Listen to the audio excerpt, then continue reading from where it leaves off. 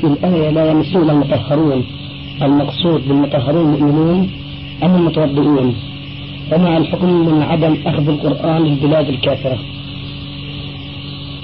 المقصود بالآية لا هذا ولا هذا، المقصود هي الملائكة، وهو إخبار من الله عز وجل عن الملائكة، وليس هذا من القرآن، وإنما الذي هو في اللوح المحفوظ. فهذا المصحف الذي هو في اللوح المحفوظ لا يمسه إلا المطهرون وهم الملائكة المقربون. هذه جملة خبرية وليست جملة إنشائية، يعني تصدر حكما شرعيا. الله يتحدث عن الواقع، أن القرآن يعني الذي هو في الكتاب المكنون، يعني اللوح المحفوظ، هذا لا يمسه إلا المطهرون وهو الملائكة المقربون. أما المصحف الذي بين أيدينا هذا يمسه الصالح والطالح والمؤمن والكافر، وليس يعني ربنا عز وجل بهذه الآية البشر مطلقا سواء كانوا صالحين أو طالعين، وإنما يعني كما قلنا الملائكة المقربين. أما السفر بالقرآن والمصحف إلى أرض العدو فلا يجوز إلا إذا أمن أن يمس بسوء وأن يهان، فيجوز حين ذاك إذا أمنا أن يهان المصحف يجوز إدخاله إلى أرض الكفار لعلهم يعني يتمكنون من قراءته ودراسته. بالنسبة لقراءة القرآن ومس المصحف من فما حكم ذلك؟ والقراءة بالبيت كذلك؟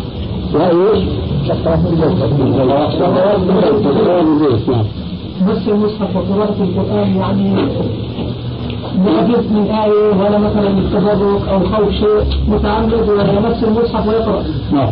فما حكم ذلك كذلك؟ أفيدون أفادكم الله. يا شيخ في الجميع. يقول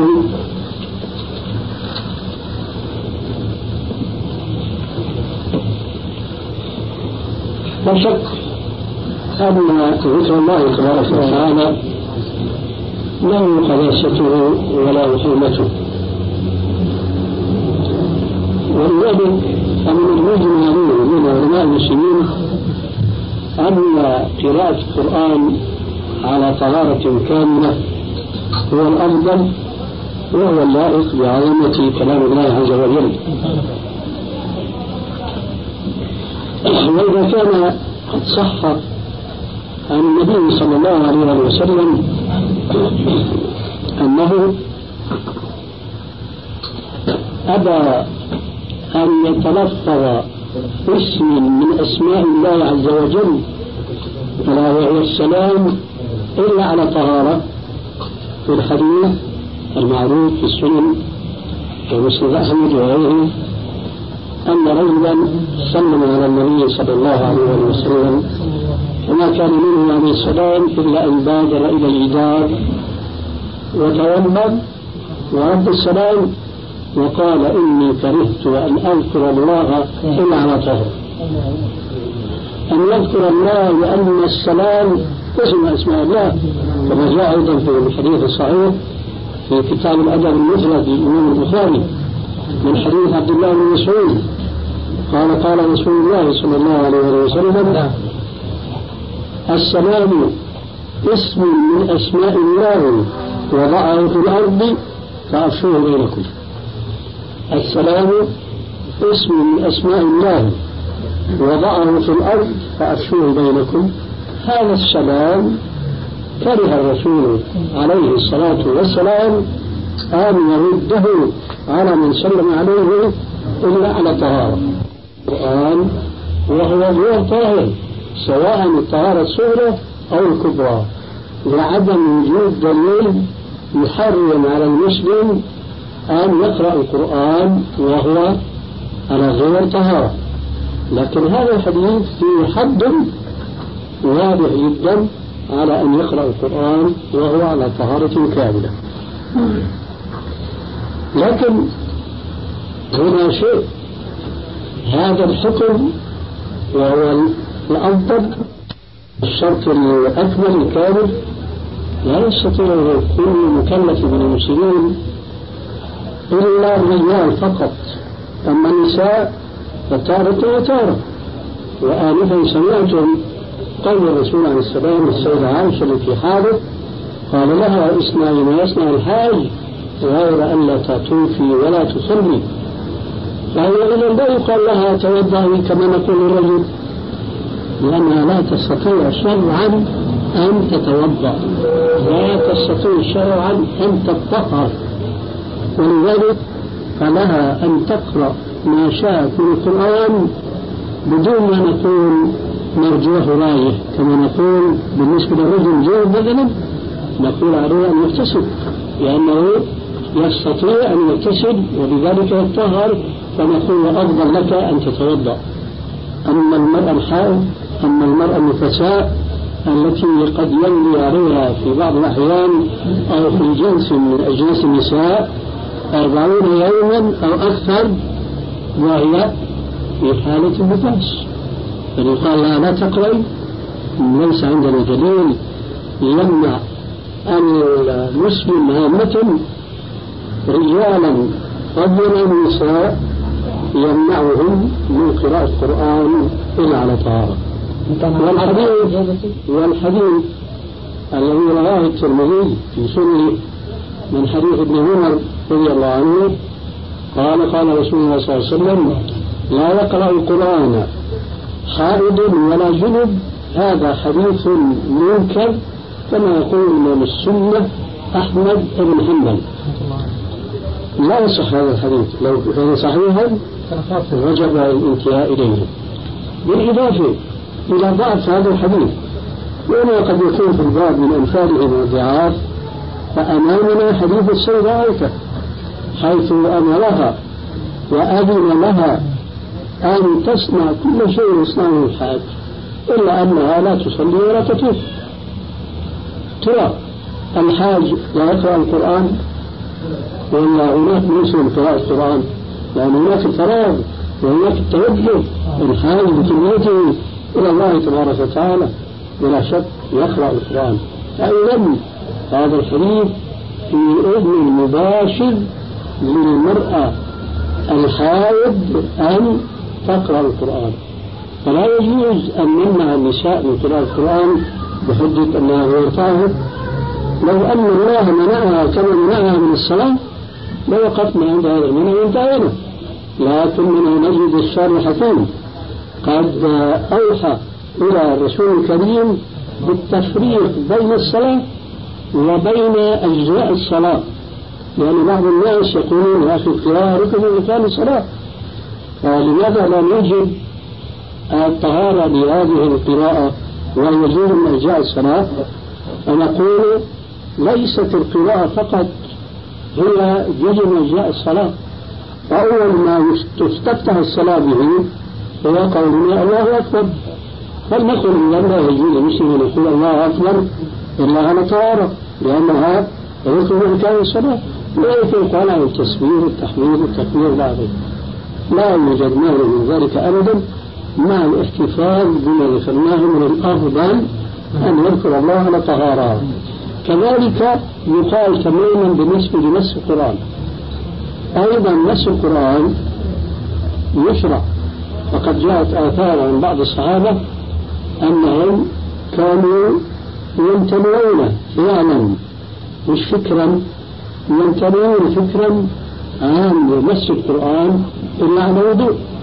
هذا فيه بيان بما هو الأفضل لمن يريد أن يمس القرآن أو أن يقرأ من القرآن. أما الإيجاب والقول بأنه يحرم على المرأة غير الطاهر فضع عن الرجل أن يمس القرآن هذا لا دليل عليه أبدا. والناس بلا شك متوهمون هناك أدلة وليست بدليل إطلاقا ورحمة الله.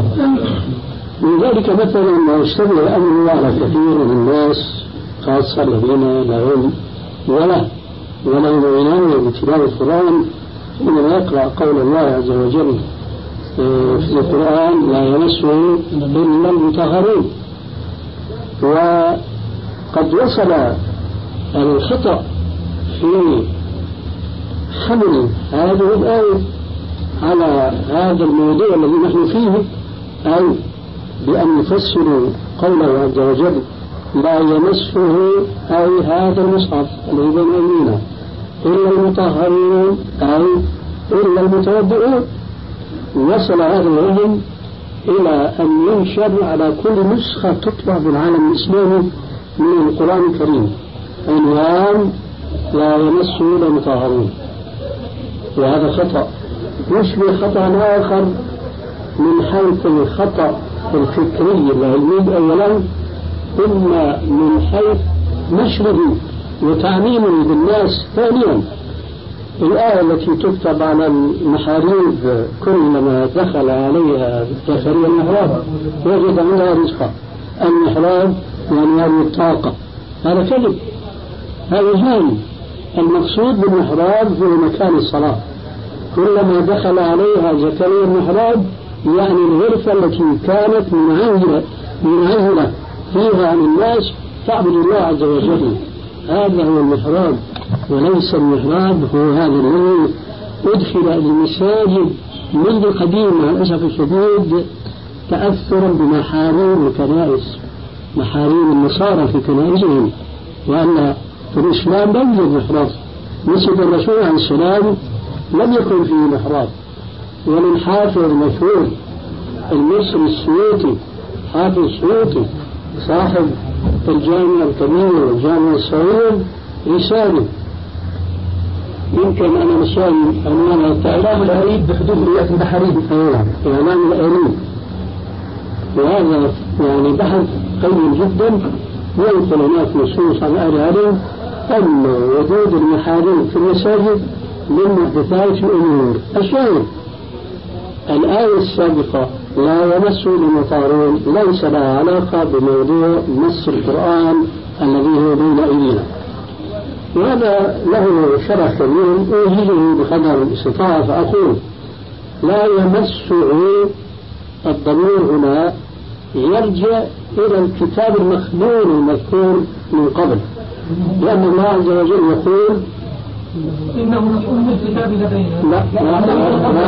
الكتاب المكنون القرآن الكريم في الكتاب المكنون لا يمسه إلا المطهرون. لا يمسه المطهرون، لا يمسه راجل الكتاب المخلول.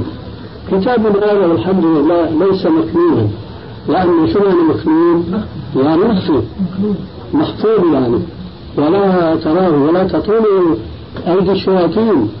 ولذلك الإمام مالك رحمه الله يعني فهم جيد ولطيف جدا في كتابه الموطأ في تفسير هذه الآية، حيث يقول أحسن ما سمعت في تفسيرها أنها كالآية التي في سورة عبسة كلا إنها تذكرة فمن شاء ذكره في صحف مكرمة مرفوعة مطهرة بأيدي سفرة كرام بررة.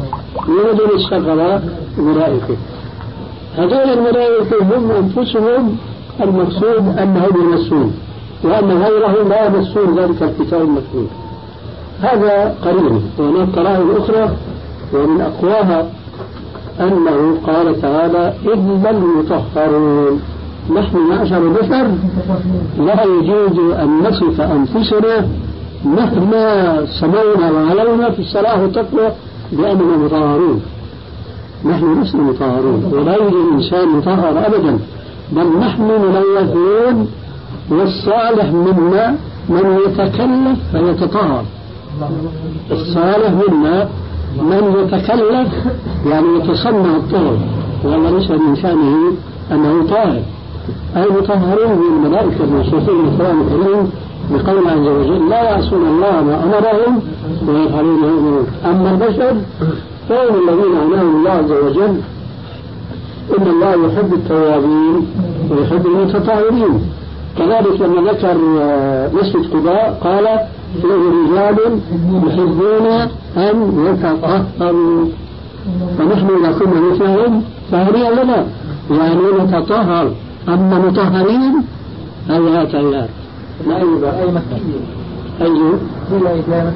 نعم. فالشاهد من استدلال بهذه الآية وربط بهذا الموضوع هذا قطع شائع، ومن أحسن من تكلم على هذه الآية بأحسن مما ذكرنا ومنه نحن استمددنا هو العلامة ابن قيم الجوزية في كتابه أقسام القرآن، فهناك أفاد وأجاد لأن في هذا الكتاب إن شاء الله. نعم.